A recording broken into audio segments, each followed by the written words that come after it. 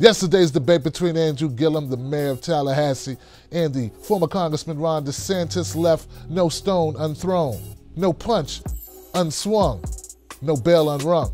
Here goes a couple of the highlights of that debate that made the most ruckus. There were many times last night where it seemed like, oh man, this isn't just about Florida, this is about Donald Trump. As Andrew Gillum painted DeSantis as a butt kisser to Donald Trump. But there were key elements of the debate that stuck out to me, such as the climate change debate.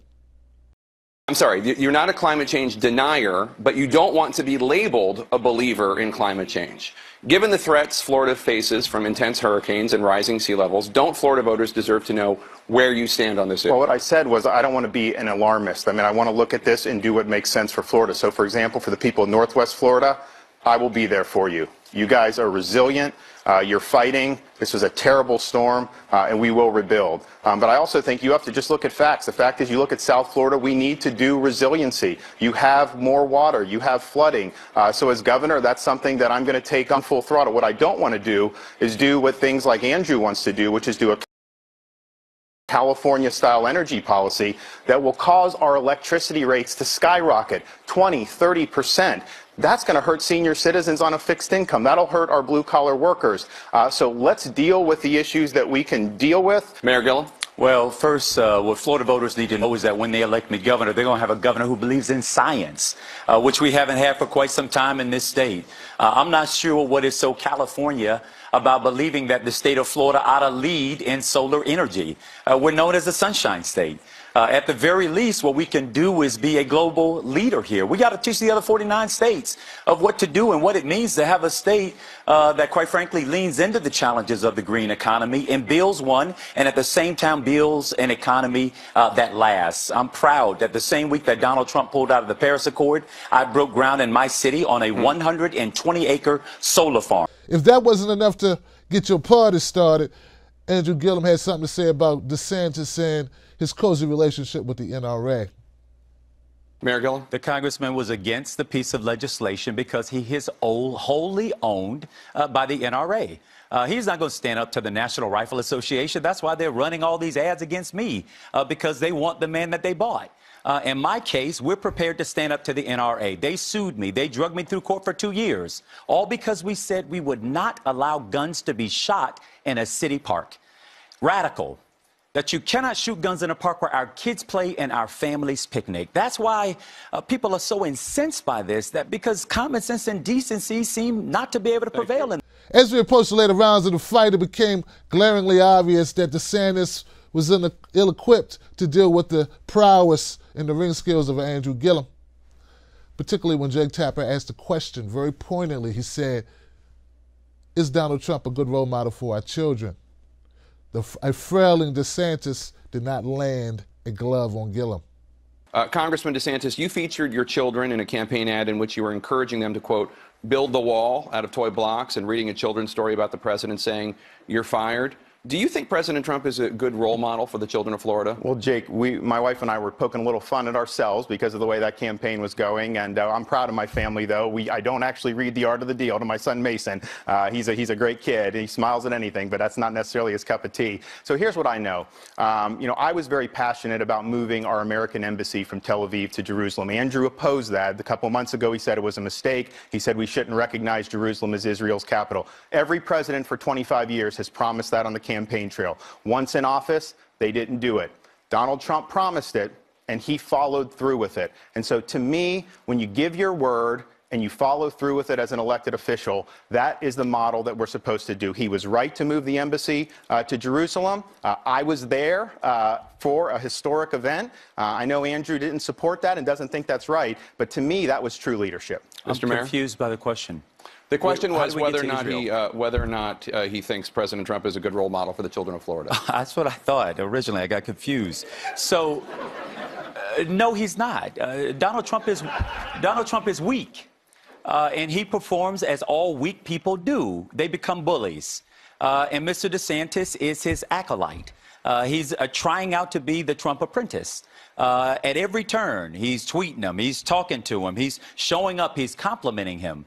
And let me tell you, listen, my disgust for the president and his behavior actually will have nothing to do with whether or not, if Trump tries to send us money, as President Obama tried to send to the state of Florida to build high-speed rail across the I-4 corridor, and our governor said, no, thank you, we don't believe in Obama stimulus.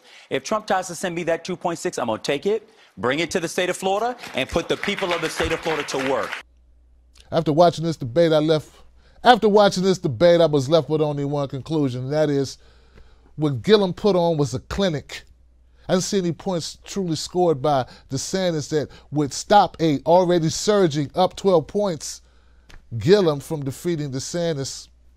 To make things more lopsided, when Gillum called out DeSantis for the use of the term monkey in referring to Andrew Gillum, well, let's just say that DeSantis couldn't land a glove on Gillum.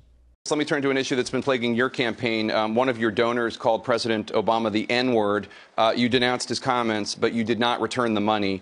The morning after your primary win, you said Florida voters shouldn't, quote, monkey this up by electing Mayor Gillum. You insisted your comments had nothing to do with race. But what do you say to Florida voters who have concerns about your keeping the money from that contributor, your comments, and about your tolerance? Because he made a mistake, he apologized. Here's the deal. You look at my record, whether it's in the military, when we're downrange in Iraq, it didn't matter your race. We all wore the same uniform. We all had that American flag patch on our arm, and that was end of story. You look at me as a prosecutor working with law enforcement. It didn't matter the race of the victim. We were there to support the race of the victim. So Floridians can know that I'll be a governor for all Floridians. That's the only way you can do it. It doesn't mean we're going to agree on every issue, but you know what? If we disagree tomorrow, maybe 2 weeks later, we'll find some common ground. So that is what I believe. Again, the congressman let us know exactly where he was going to take this race the day after he won the nomination. The monkey up comment said it all. And he has only continued in the course of his campaign to draw all the attention he can to the color of my skin. And the truth is, you know what? I'm black. I've been black all my life. So far as I know, I will die black. But this is the point. The only color that the people of the state of Florida care about is the blue-green algae flowing out of the east and the west side of this state, and they deserve a governor who is going to protect this environment after 20 years of environmental protection. For many on the left, it's not about DeSantis because they know DeSantis can't hold a stick to Andrew Gillum, but the concern is Andrew Gillum. Is he truly progressive enough? And to that I say, I understand your concerns. And to that I also say, fuck that. DeSantis, that motherfucker cannot become governor of Florida because he does not have the best interests of Floridians. To sit back and say, oh, well, we're going to fail to vote in someone who ain't perfect, but is a far cry better than DeSantis, well, that would be a dereliction of duty. I was very critical of Andrew Gillum because, well, I listened to what he said in the primary, and I didn't like the fact that some of his language had changed. But that doesn't leave me oblivious to the fact that there are people who have to live in Florida with a DeSantis as governor. And I wouldn't sleep well with that. It's one thing not to vote for Hillary because I felt Hillary was a bridge too far. It's another thing for me to saddle the people of Florida with a horrible DeSantis, with the intellectual honesty of a Donald Trump and the charisma of a Rick Santorum, and a law enforcement tick of a Rudy Giuliani. As you know, I'm not a Floridian. But if I was, I'd be voting for Andrew Gillum. You damn right. And I'd be telling corny DeSantis to kick rocks, bitch. Let's just hope they do. For TBTV, I'm Tim Black. Subscribe.